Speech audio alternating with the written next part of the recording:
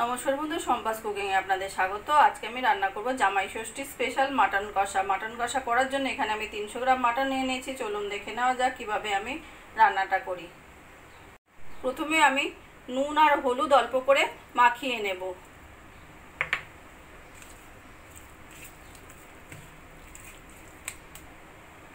নুন হলুদ মেখে মাংসটাকে নিয়ে নিয়েছি আমি প্রেসার কুকারের ভিতরে। দিয়ে দেবো এই 1 বাটি মতো জল, আর দিয়ে দেবো একটা পেঁপের টুকরো, দিয়ে আমি 2টো সিটি দিয়ে নেব। প্রেসারে মাংস সিদ্ধ হতে হতে এদিকে আমি একটা পেস্ট রেডি করে নেব। সেজন্য নিয়ে নেব আমি 4টে শুকনো লঙ্কা, একটা তেজপাতা, দিয়ে দেবো অল্প করে জিরে, ধনে, আর এখানে সাদা গোলমরিচ, জায়ফল, জয়িত্রী, 2টো এলাচ, আর দিয়ে দেবো একটা বড় সাইজের টমেটো। সব কিছু দিয়ে আমি পেস্টটা রেডি করে নেব। মাংস 2টো সিটি দিয়ে নামিয়ে এবার আমি কড়াই গরম বসিয়ে দিয়ে দিয়েছি সর্ষের তেল। দিয়ে দেবো এবার এখানে আমি 2টো বড় সাইজের পেঁয়াজ পাতলা পাতলা করে কেটে নেওয়া।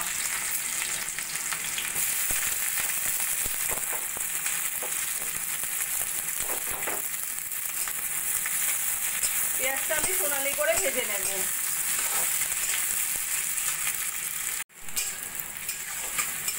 পেঁয়াজ সোনালি করে ভেজে নিয়েছি। এবার দিয়ে দেবো আমি পরিমাণ মতো নুন হলুদ, আর দিয়ে দেবো আদা রসুন বাটা, দিয়েও কিছুক্ষণ ভাজা ভাজা করে নেব।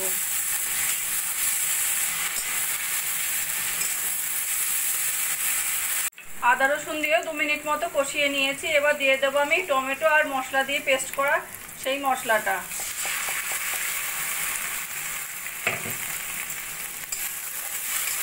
মশলা দিয়ে এই মশলাটাও আমি ভালো করে কষিয়ে নেব।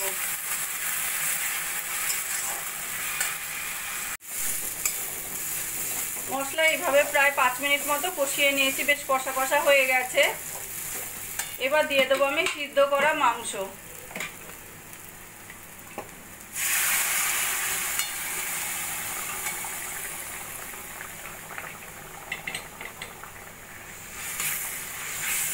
মাংসটা ভালো করে মশলার সঙ্গে মিশিয়ে নেব।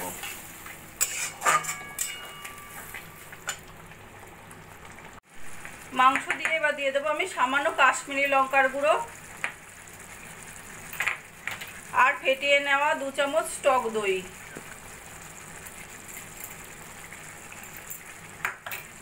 ভালো করে মাংসের সঙ্গে মিশিয়ে নেব।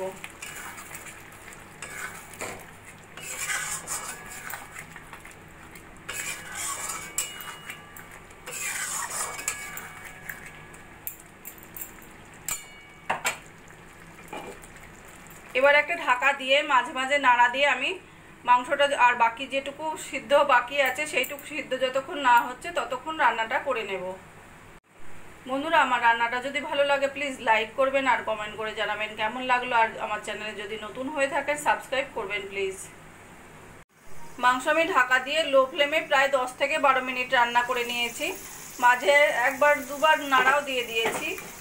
এবার আমি মাংসটা দেখে নেব।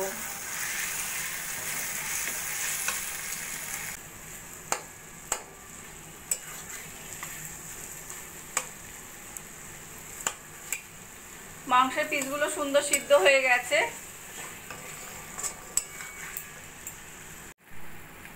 এবার দিয়ে দেবো আমি অল্প করে গরম মশলার গুঁড়ো আর 2টো চেরা কাঁচা লঙ্কা। ভালো করে মিশিয়ে নেব।